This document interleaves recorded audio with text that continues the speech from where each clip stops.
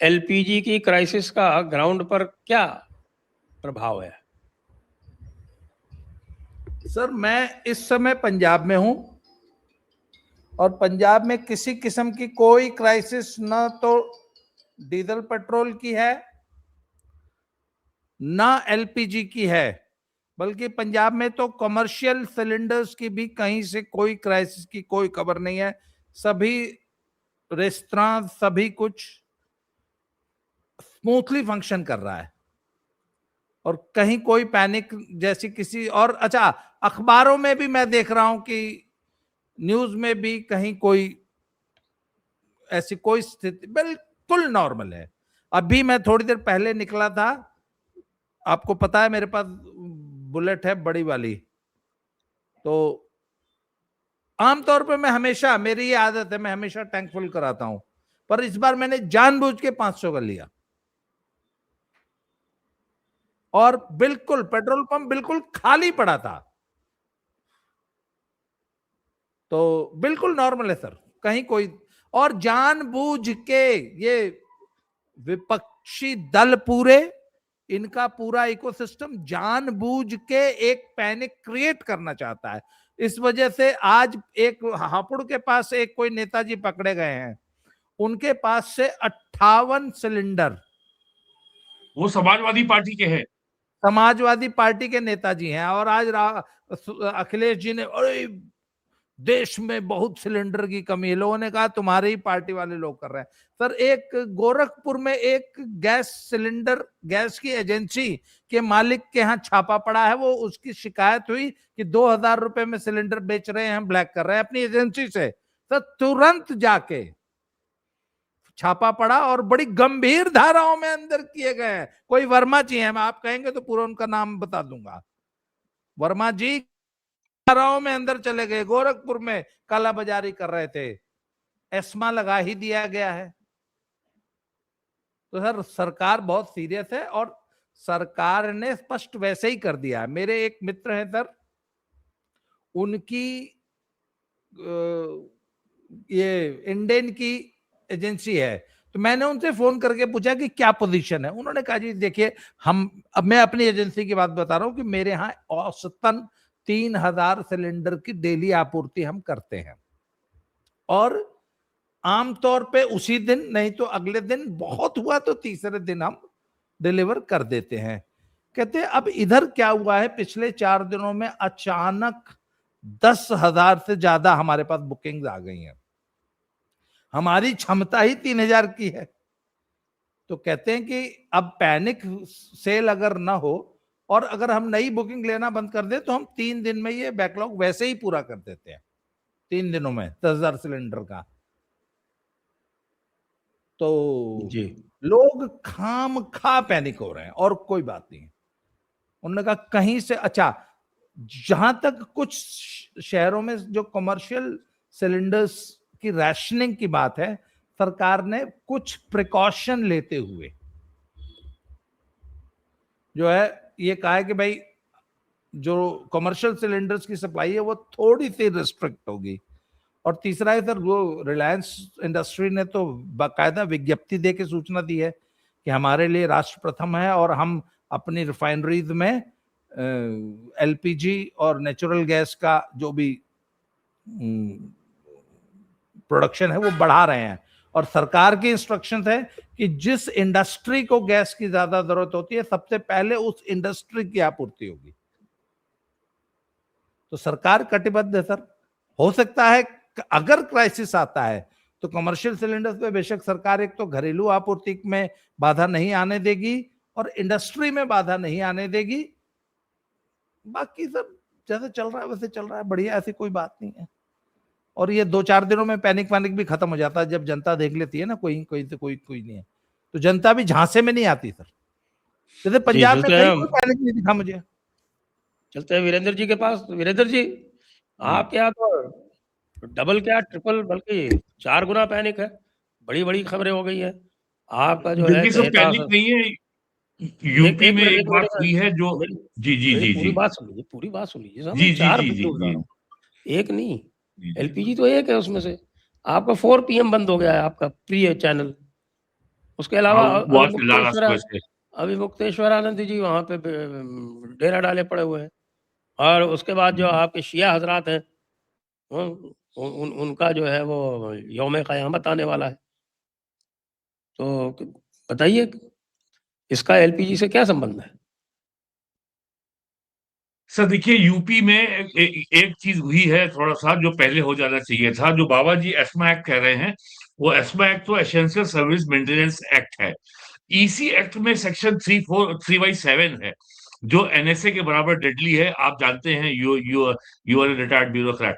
तो सेक्शन 347 को हटाने की मांग पिछले 40 साल से हो रही है, लेकिन आज तक ये ना तो रिपील हुआ, ना ये एक्ट अमेंड हुआ। और सेंट्रल गवर्नमेंट ने आज से 6-7 दिन पहले ईसी एक्ट को इन्वोक कर दिया था। यूपी ने देर में किया, मुख्यमंत्री ने कल घोषणा की है और शायद इन्वोक हो। अगर ये ब्लैक मार्केटिंग जो हो रही है, इट्स ए क्रिमिनल एक्ट और ऐसी कमी यहाँ नहीं है।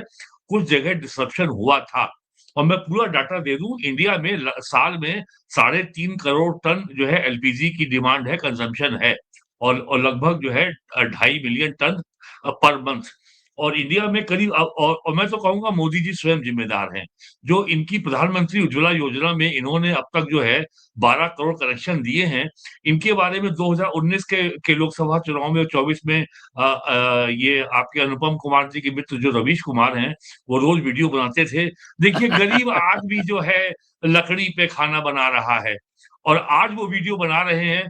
गरीब आज भी लकड़ी पे जो है खाना बनाने को मजबूर है, उसको गैस नहीं मिल रही है। तो आप समझ लीजिए कि ये जो है ये जो है आपका और ये असली डबल इंजन है रवीश कुमार। मोदी योगी डबल इंजन नहीं है। ये ये दोधारी तलवार है। 19 में 24 में रो रहे थे कि क्या फायदा उसको एलपीजी का, वो तो आज भी गोबर के कंडे पर और जो है लकड़ी पे भोजन बना रहा है। और आज कह रहे हैं कि गरीब के भाग में एलपीजी कहाँ, उसको तो मिल ही नहीं रही है। मोदी जी बताइए, क्या आप उसके कहाँ अच्छे दिन हैं? अखिलेश जी कह रहे हैं कि वो बीजेपी के अच्छे दिन का सिलेंडर खाली हो गया। तो अपोजिशन को कोई ना कोई मौका चाहिए to manufacture an anti Modi, anti BJP narrative, जो इनको मिल रहा है। आज सुबह ही जो है कुछ नेता कह रहे थे एक अंग्रेजी की टीवी चैनल पर, कल राहुल गांधी को लोकसभा में मौका मिला था जब हरदीप पुरी एलपीजी की हालत पर बयान दे रहे थे, लेकिन तब उन्होंने कहा कि ये मौका एपिस्टीन फाइल ज्यादा इंपॉर्टेंट है। उन्होंने एपिस्टीन फाइल जहां बोला, वो जहां हाईवे से पतली गली में मुड़े, उनको स्पीकर ने पकड़ लिया। कहा ना, आपके नोटिस में एपिस्टीन का जिक्र ही नहीं है, तो आपको हम बोलने नहीं देंगे इस मुद्दे के ऊपर। आज वो हल्ला मचा रहे हैं। और आपको मालूम ही है, ऑस्ट्रेलिया और कनाडा के साथ भारत सरकार का एफटीए हो गया है। $2 बिलियन का एग्रीमेंट जो है गैस के बारे में कनाडा से हो गया है। अब इसको जो है अगर वो चल देगी कल, तो कंज्यूमर एंड तक पहुंचने के लिए 45 डेज चाहिए। तो अब इस समय जो है केवल एक ही डिमांड का फैक्टर है, वो है 20 या 21 तारीख को ईद है। तो ईद के दिन सामान्य घरों में, मुसलमान घरों में फ्यूल कंजम्पशन ज्यादा होता है। तो सिचुएशन इतनी अलार्मिंग नहीं है और लोग केवल गैस नहीं खरीद रहे हैं, लोग लाखों की संख्या में इंडक्शन प्लेट भी खरीद रहे हैं। मैंने खुद देखा अपने इंदिरा नगर में, जो है रोज वो कह रहा है कि साहब हम डेली स्टॉक मंगा रहे हैं और सप्लायर सप्लाई नहीं कर पा रहा है। इवन दिल्ली में भी, चाइना में भी जो घटिया वाली जो इंडक्शन प्लेट, वो भी खूब जो है दबा के बिक रही हैं। तो पैनिक हमारे यहाँ तो जो है, शंकर जी वो गणेश जी पानी पीने लगते हैं, कभी नमक की शॉर्टेज हो जाती है। तो ये जो है पैनिक ज्यादा थी, संकट इतना नहीं था जितना ये बताया जा रहा है। और ये कॉमर्शियल सेक्टर जो सिलेंडर था, इसमें मिसमैनेजमेंट था। कल हरदीप पुरी ने कहा है कि वो मार्केट रेट पे बिकता था, तो हमने कभी इसको रेगुलेट नहीं किया। अब जो भी जो है कॉमर्शियल सिलेंडर खरीदेगा 1900-1800 रुपए का, उसका बाकायदे उसका रजिस्ट्रेशन होगा, नंबर होगा और अनरिस्ट्रिक्टेड सेल नहीं होगी। उसको लोग खरीद करके जो है उसको छोटे सिलेंडर में भर रहे हैं, 5 किलो वाले में। और बड़ी संख्या में जो कॉमर्शियल यूजर हैं, वो डोमेस्टिक सिलेंडर भी उन्होंने यूपी में ले लिए हैं, पैसे दे करके अपने डीलर्स को। और ये आपको पता ही है, लखनऊ में भी और यूपी के गाजियाबाद में, नोएडा में अब पाइप गैस से सप्लाई लेने वालों की संख्या बहुत बड़ी है। पूरे देश में इनकी संख्या लगभग 1.5 करोड़ है जिनको गैस मिल रही है, और ये पीएनजी कहलाती है। पीएनजी वालों को कोई संकट नहीं है इसका, गैस का। टोटल संख्या करीब जो है देश में करीब जो है 33 करोड़ 50 लाख है एलपीजी कंज्यूमर्स की। तो ये समझ, और आपको हल्ला कहाँ सुनने को मिल और रहा है? 2013 में 12 करोड़ थी। जी, आज सर 33 करोड़ 50 लाख है। और मैं तो कहूंगा मोदी जी ने गलत किया जो सबको गैस दे दिया। अगर सबको ये फ्री कनेक्शन नहीं दिया होता तो ये आज इतनी डिमांड ही ना होती।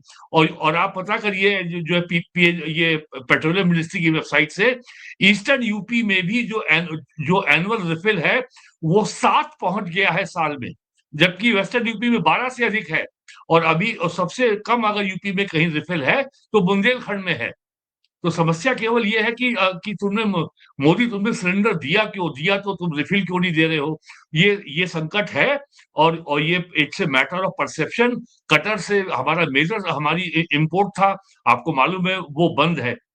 और यहाँ ये भी जो है सेकुलर हलकों में ये खबर घुमाई जा रही है कि अमेरिका के प्रेसिडेंट, वो ईरान के प्रेसिडेंट ने मोदी के अनुरोध को ठुकरा दिया है कि हमारे जहाजों को आने दो स्ट्रेट ऑफ हॉर्मुज से, because India is an ally of America and Israel, so we will not give you any. ये बात सही नहीं है, क्योंकि सही, ये मैंने कहा ना, ये खबर यहाँ चलाई जा रही है व्हाट्सएप ग्रुप पे। सही बात तो ये है कि ईरान बिल्कुल कोऑपरेट इसलिए कर रहा है कि ईरान के 3 युद्धक जहाजों को हमने शरण दे रखी। जी सर, पिछले 45 साल से थैलेसीमिया की बीमारी के लिए इमरजेंसी मेडिसिन ड्रग की सप्लाई उनको खाली इंडिया से होती है, अराउंड 2500 से 3000 टन एवरी ईयर। और दुनिया में कहीं नहीं मिलती। और हमारे जो शाही इमाम है दिल्ली जामा मस्जिद के बुखारी साहब, वो जो है कई लाख टन बासमती का चावल भेजते हैं ईरान को। सबसे बड़े कॉन्ट्रैक्टर वही हैं ईरान की चावल सप्लाई के। जी अनुपम जी, आपका क्या और अनुभव है? जी, बाबा जी अभी पंजाब के बारे में बता रहे थे। तो इसमें सर 3-4 तरह की शक्तियाँ जो है, अब राहुल गांधी जो शक्ति कहते हैं वो वाली शक्ति नहीं, ताकतें जो हैं वो इसमें सक्रिय हो गई हैं। एक तो सबसे पहले जो कालाबाजारी वाले जो लोग हैं, जो जमाखोर हैं, वो सक्रिय हो गए हैं। यूपी में समाजवादी पार्टी का नेता पकड़ा गया है। तो जब भी भारत में कुछ भी ऐसा होता है तो यहाँ तक कि गाँव के वार्ड से लेकर और बड़े-बड़े शहरों तक जो जमाखोर हैं उसमें कई डीलर भी होते हैं। ये कोई छिपी हुई बात नहीं है। हमने देखा है अपने गाँव में। मैं खुद आज से 10-15 साल पहले तक केरोसिन तेल के लिए लाइन में लगता था, डीलर के पास जाता था और लेकर फिर घर में आता था। उस समय गैस वाली ऐसी कोई बात नहीं थी, तो बच्चों को भेजा जाता था राशन कार्ड लेकर बड़ों के। तो अब क्या स्थिति है, एक तो जमाखोरी वाली समस्या हो गई, दूसरी एक पैनिक सिचुएशन भारत में ऑटोमेटिकली क्रिएट हो जाता है यहाँ की जनसंख्या के कारण। और उस जनसंख्या का भी एक बड़ा वर्ग जो है वो गाँव में रहता है, वो उतना जागरूक नहीं है उस कारण। तो सबसे पहले तो जो अभी इसमें है कि साइबर फ्रॉड भी एक्टिव हो गए हैं। यानी लोगों को गैस कनेक्शन की कंपनियों के नाम पर मैसेज जा रहे हैं और उनको कहा जा रहा है कि आपका सिलेंडर बुक हो गया है, इस लिंक पर क्लिक करें, और क्लिक करते ही उनके पूरे बैंक खाते उड़ जा रहे हैं। तीसरा इसमें टूल किट वाला गिरोह है। पंजाब के ही बरनाला से वहाँ एक सेहना गांव है, वहां से खबर आ रही है कि एलपीजी सिलेंडर के लिए लाइन में लगा हुआ था एक व्यक्ति और हार्ट अटैक से उसकी मौत हो गई। अगर आप याद कीजिए तो जब डिमोनेटाइजेशन हुआ था, नोटबंदी के समय भी ऐसी खबरें बहुतायत में आई थी। और कोविड के समय भी वैक्सीन की भी लाइन में लगने पर मौतों की खबरें आई थी। तो आज कांग्रेस वाले जो है वो गैस सिलेंडर की अर्थी निकाल रहे हैं जयपुर में। सर कांग्रेस वालों को तो सबसे पहले ये समझाना होगा कि एलपीजी, सीएनजी, पीएनजी और एलएनजी में क्या अंतर है। उनको तो ये भी नहीं बहुत कठिन सवाल है। जी नहीं, ये सवाल सिलेबस के बाहर है। ये उनको तो ये बताना पड़ेगा कि जो घर में खाना बनाते हैं वो एलपीजी है, जो वाहनों में भरते हैं वो सीएनजी है, पाइपलाइन से जो आ रहा है वो पीएनजी है, और जो प्राकृतिक गैस को जो भरते हैं वो एलएनजी है, जिसको फिर वापस गैस बना के यहाँ पर हम इस्तेमाल करते हैं। तो कांग्रेस वाले सबसे पहले तो ये सीख लें कि एलपीजी, सीएनजी, एलएनजी और पीएनजी में क्या अंतर है। उसके बाद फिर वो ज्ञान दें कि क्या हो रहा है और क्या नहीं हो रहा है। जी बाबा जी। कांग्रेस वाले सिर्फ 3 जी जानते हैं, राहुल जी, प्रियंका जी, जीजा जी। या आप उनको प्लीज एलएनजी, पीएनजी, सीएनजी, चलिए, 5G इनमें मत बाबा जी उलझाइए, ने भी ये वाकई आउट ऑफ सिलेबस है। आप नहीं, प्रियंका जी के बारे में पूछिए, जिज्जी के बारे में पूछिए, जिज्जा जी के बारे में पूछिए, हर कांग्रेसी सही जवाब देगा। नहीं, ये बाबा जी भी ये बात स्वीकार कर रहे हैं कि सोनिया जी को भूल गए हैं कांग्रेसी अब।